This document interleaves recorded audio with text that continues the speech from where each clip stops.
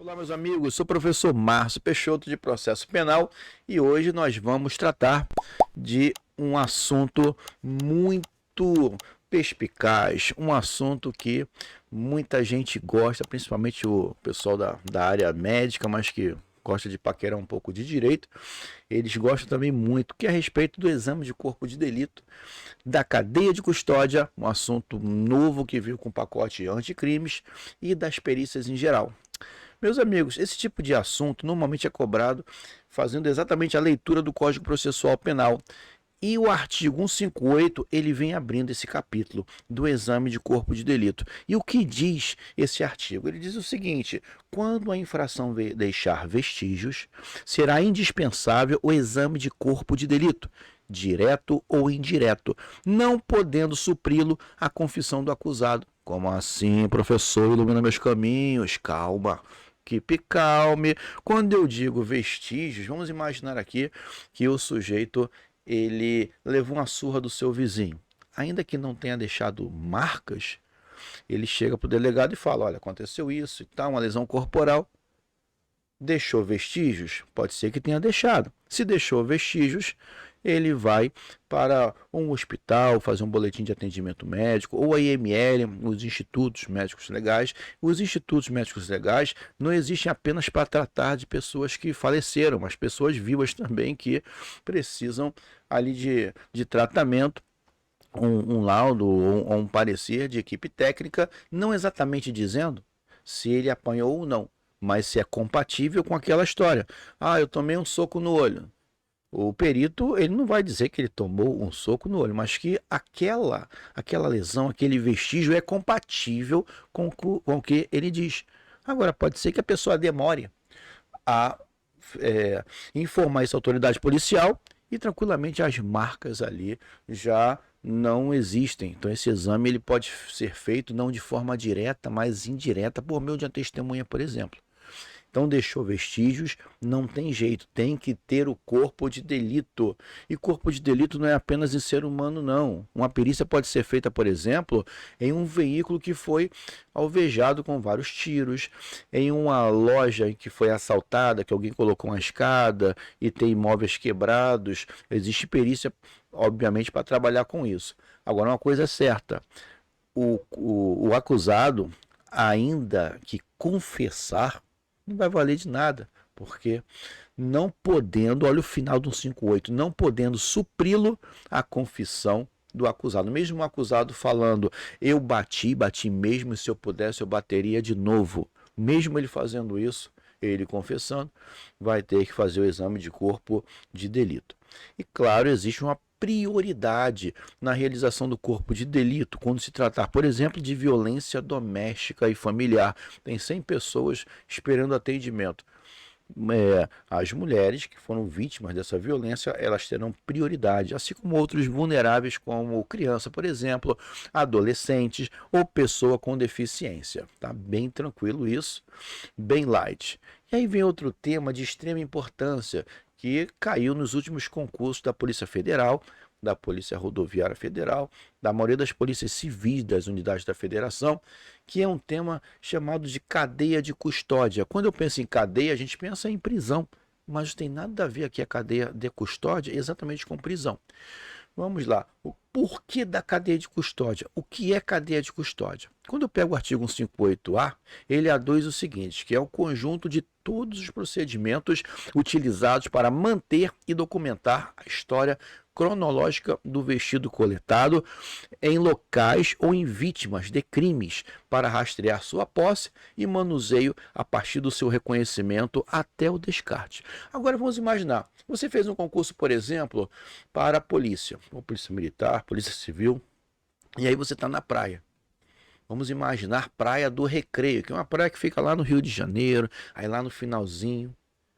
Aí o sujeito foi surfar e voltou.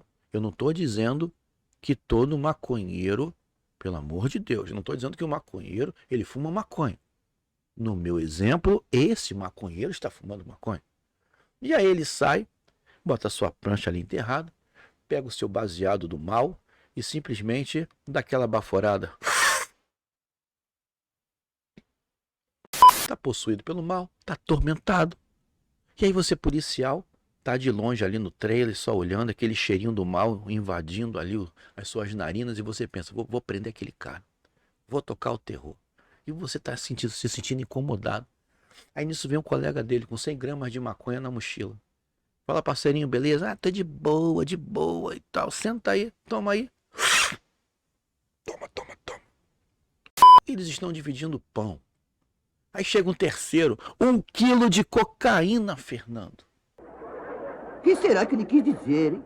O cara possuído e atormentado. Tem nada a ver com o negócio. Aí ele passa. Pô, chega aí, senta aí. Pô, toma um beck, quero não. Tá tranquilo. E fica ali. Aí nessa hora você, policial, dá o bote. Pega os 3 por trás. Foi ruim? Foi ótimo. E obriga a deitar, faz a revista. O que você não pode fazer? Juntar tudo. Mas você pega o sujeito que está com 14 gramas de maconha, que está ali para uso próprio. Você pega um segundo, com 100 gramas para repassar para um terceiro. E você pega outro que tem 1 quilo de cocaína, joga tudo no mesmo saco e leva para a delegacia. Oh, parabéns, você acabou de atrasar as diligências, você acabou de prejudicar a persecução penal. Quando você vê esses vídeos da Polícia Federal, o que normalmente eles fazem? Eles botam tudo no mesmo saco e pesam. Mas claro, o cara pega no aeroporto cocaína, vai e joga tudo no mesmo saco. Agora aqui não, você precisa separar, porque quando chegar na delegacia, você precisa individualizar as ações. O que o maconheiro inicial fez? O que o segundo fez? O que o terceiro fez? Será que todo mundo é o traficante? Claro que não. Mas isso atrapalha na hora da investigação. Tá? O que tem que fazer? O primeiro, você não vai misturar o sujeito que chegou em terceiro lugar com o primeiro, vai atrasar toda a investigação. E aí outra coisa interessante, infelizmente várias polícias antes dessa história de cadeia de custódia, cada um trabalhava da forma que mais fosse interessante para a instituição.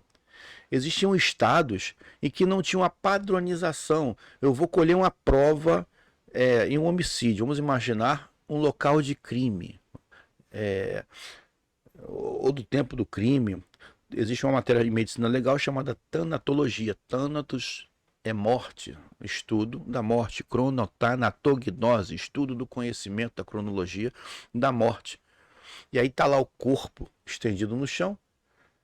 E aí tem um botão, por exemplo, de uma camisa ali perto do corpo. Pode ser que o policial olhe aquilo e, poxa, isso pode ser uma prova. Vai que eu acho uma camisa na casa do suspeito e a camisa está faltando um botão e pode ser que esse botão seja do cara. Tem outro policial que vai achar, pô, tem nada a ver, esse botão de repente já estava aí antes do acontecimento. Então cada um tem uma forma de agir, uma forma de proceder. Então a cadeia de custódia, ela veio para, de uma forma até normatizada, aí no artigo 158A, para regular os procedimentos desde a colheita da prova até o final da prova. Teve um determinado estado que existia aquela madeira, parte da madeira de uma enxada, que ela foi objeto de prática de homicídio. E ficou jogada na delegacia, simplesmente jogada. Até que um dia o juiz precisou daquele objeto de prova para apresentar no tribunal do júri. Só que a moça que lavava a delegacia, que varria a delegacia, achou que aquele pedaço de pau realmente era um pedaço de pau e foi para o lixo. Mas por quê? Porque faltava um procedimento. E para eles arrumarem um pedaço de pau? Velho, sujo de sangue. Tá? Deram o jeito deles, foi até notícia um dia desse. Agora, esse fato demonstra que você precisava normatizar. Aí veio o artigo 158 e colocou o início desses procedimentos. O parágrafo 1º, por exemplo, ele diz que o início da cadeia de custódia vai se dar com a preservação do local, e realmente você preserva o local. Quem chegou primeiro, normalmente policiais militares é que trabalham com isso. O correto não é igual ao filme norte-americano. No filme, o sujeito está morto, a primeira coisa que o policial faz é virar o corpo, meter a mão na carteira, claro, para saber quem é, não para pegar nada, tá? E aí ele olha lá para fulano de tal, não é para mexer em nada. Simplesmente é para isolar o corpo. Aí primeiro não é a autoridade policial, o delegado de polícia que vai mexer no corpo, é a perícia. Depois que a perícia trabalhar, vai sim liberar para a autoridade policial tomar as providências que achar ali cabíveis. Então, o início da cadeia de custódia, sim, vai ser com relação à preservação do local ou com procedimentos policiais ou periciais nas quais seja detectada a existência de vestígio. O parágrafo 2º diz que o agente público, no caso, na maioria das vezes policiais, ele pode reconhecer algum elemento como de potencial interesse para a prova. Por isso que eu citei aqui a questão de um simples botão de camisa. Pode ser que para um interesse, pode ser que para outro não interesse. Ok? Parágrafo 3º é uma norma explicativa que diz que vestígio é todo objeto material bruto, visível ou latente, constatado ou recolhido que se relaciona com a infração penal. Lembrando que ninguém é obrigado a fazer prova contra si mesmo. Ninguém é obrigado. Mas nada impede que você pegue um policial profissional, passado na casca do alho, sinistro, tá? E aí, na hora da oitiva, não custa nada. Ele pode pedir para a pessoa envolvida num determinado crime, ele pode sugerir: olha, o senhor está dizendo que não praticou o crime. Foi encontrado fios de cabelo que são compatíveis na aparência com o seu, mas você está dizendo que não praticou. Você pode ceder um pouquinho do seu material genético, a pessoa não é obrigada a ceder. Isso aí não tem nenhum problema. Agora, tem policiais que já são um pouco mais espertos. O que eles fazem? O senhor quer um cafezinho, você quer uma água, aí a pessoa bebe, fica aquela marca do batom, a marca da boca, a pessoa larga e aí vem a perícia e pega, ninguém obrigou. Ela que largou ali, tranquilamente, ela pode ser aproveitada. Mas tem que ter um procedimento correto para isso. Aí o 58B, ele vem trazendo exatamente a sequência de como você deve trabalhar com essa prova, que é a cadeia de custódia. Ela vai compreender o rastreamento dos vestígios nas seguintes etapas. São 10 etapas. Tá? E o que a prova que vocês vão fazer, provavelmente vão pedir exatamente o conceito de todas essas fases. Infelizmente, ela vai pegar, por exemplo, a fase de reconhecimento, que é o primeiro, o conceito, o ato de distinguir um elemento como de potencial interesse para a produção da prova. Vai colocar no isolamento. Mas uma coisa é certa, primeiro você reconhece a prova como potencial elemento que vai ajudar na investigação. Depois você isola. Tá? E depois do isolamento, que é o ato de evitar que se altere o estado das coisas, devendo isolar e preservar o ambiente imediato e relacionado aos vestígios. Depois, você fixa. Fixação não é colar alguma coisa em outro lugar para o direito penal. Fixação é você descrever, fazer uma descrição detalhada do vestígio conforme se encontre no local do crime ou no corpo de delito. Aí depois você coleta. Depois você acondiciona. Acondiciona onde? Depende do tipo de material. Onde é que eu vou acondicionar armas? Provavelmente no lugar onde só tenha armas para facilitar. Seja arma branca, seja uma faca, por exemplo, uma arma de fogo. Aí eu vou acondicionar, porque tem coisa que não dá para acondicionar. Vamos imaginar que a polícia vá num restaurante e faça uma apreensão de carne estragada. Delegacia não tem, não é açougue. Não tem ali como você colocar no congelador meia tonelada de carne. E aí faz o quê? Obviamente, você não tem como você obedecer todas essas fases, e aí vai tirar foto, o perito já vai fazer uma antecipação dentro daquele contexto, seria uma prova, digamos, antecipada, e depois vai descartar aquela prova. Já seria uma situação diferente. Mas se você puder acondicionar, tranquilo, vamos acondicionar. Vamos lá, vamos subindo, e depois do acondicionamento, nós temos outras fases, o transporte, por exemplo, a melhor forma de transportar aquela prova. Depois de transportar, alguém vai receber, que é o recebimento. Aí você tem, por exemplo, institutos de criminalística nos estados. Um instituto de criminalística de determinado estado, ele vai receber todas, eu falo aqui provas, porque está dentro do processo penal como provas, mas a rigor técnico, eu vou falar em provas do processo penal, porque a prova tem que ser, obviamente, submetida ao crivo do contraditório, ampla defesa. Delegacia não tem provas, ainda que todo mundo tenha visto a prática daquele determinado ato ilícito. Delegacia, como regra geral, eu tenho indícios, porque ela ainda vai ser posta ao crivo do contraditório e da ampla defesa. Mas é claro que se você fizer prova para a Defensoria Pública, alguns tipos de concursos, é óbvio que vai entender que, ainda que seja diminuída, né, ou mitigada, como eles chamam, nós teríamos ainda que capenga, grosseiramente falando, nós teríamos essas provas no âmbito de delegacia. Mas tem alguém no Instituto de Criminalística para receber. Vem cá, de qual delegacia? A delegacia, sei lá, 28DP. Qual o número do inquérito? Como eu vou armazenar? Mas alguém tem que receber. E esse ato é um ato formal. Depois nós temos o processamento, nós temos armazenamento e, para finalizar, o descarte. E drogas, por exemplo, nós temos a lei de drogas que fala também um pouco sobre esse descarte. Assim que iniciou a lei relacionado a tráfico de drogas, foi interessante, né? Você tenta evitar um crime praticando outro crime. E tinha umas situações bem interessantes. Normalmente a Polícia Federal, logo no início, apreendia toneladas de plantações de cannabis sativas. Você que é maconheiro sabe o que eu estou dizendo, né? Aquela maconha do mal. Olha que curioso, olha que interessante.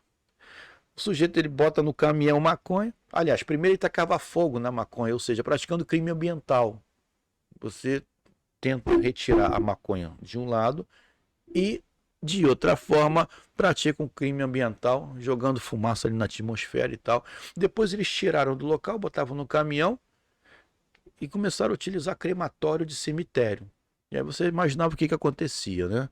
O pessoal lá enterrando seus queridos lá, e de repente aquele cheiro de maconha no ar. Ora, no Rio de Janeiro, por exemplo, eles levavam para a Cidade do Aço, que é uma cidade um pouco afastada da capital e também de um grande centro, e aí resolvia um pouquinho. Mas tudo tem que ser feito com a devida preocupação de não praticar um segundo crime. Às vezes eu tento evitar um, mas acabo praticando outro. Então esse procedimento, essa cadeia de custódia, ela visava o quê? Ela visa, na verdade, o quê? Uniformizar. Uniformizar a forma como você vai trabalhar com as provas no processo penal. E ela chegou tarde, realmente chegou tarde, 2019, mas chegou. Nem todos os órgãos policiais estão preparados para trabalhar com todos os procedimentos, mas na prova está todo mundo preparado. Então é isso que você precisa compreender. Tá? E 158C também é importante, a coleta deverá ser realizada preferencialmente por perito oficial, preferencialmente, que dará o encaminhamento necessário para a central de custódia, mesmo quando for necessária a realização de exames complementares. E no outro momento nós vamos falar o seguinte: uma coisa é a coleta dos vestígios preferencialmente por perito oficial. Aí quem é o perito oficial? É o perito criminal, aquele cara que é formado em biologia, é formado em farmácia, em medicina veterinária, engenharia, mas que fez concurso para as polícias civis ou Polícia Federal e vai trabalhar fazendo essa coleta do vestígio. Ah, mas isso naquele local não tiver. Ué, se não tiver, não tem tu, vai tu mesmo. Você pega uma outra pessoa para fazer a coleta. Ah, mas professor, ele não vai fazer a coleta da forma correta, de repente? Pode ser que não, pode ser que ele não seja uma pessoa técnica, mas, e aí vai fazer o quê? Não tem o que fazer e é feita preferencialmente por esse perito. Isso é uma coisa.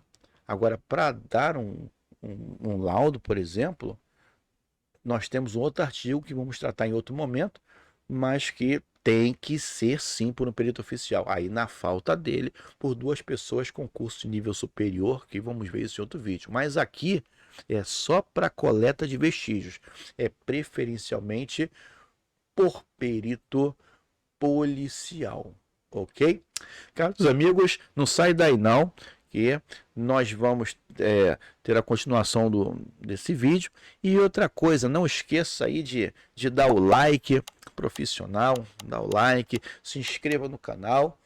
Vamos ter ali surpresa, não sei nem se é surpresa mais, porque já tem até marcado data, já tem marcado hora, mas vai ter sempre surpresas. No dia 5 agora de agosto, às 14 horas, nós teremos o Simulado do Mal. 15 questões de direito administrativo, 15 questões de processo penal, 15 questões de direito penal e 5 de legislação da Polícia Militar do Rio de Janeiro. Mas você que está estudando e cai essas matérias na área de segurança pública, é bem-vindo e vai servir para vocês também, ok? Até mais, não sai daí não.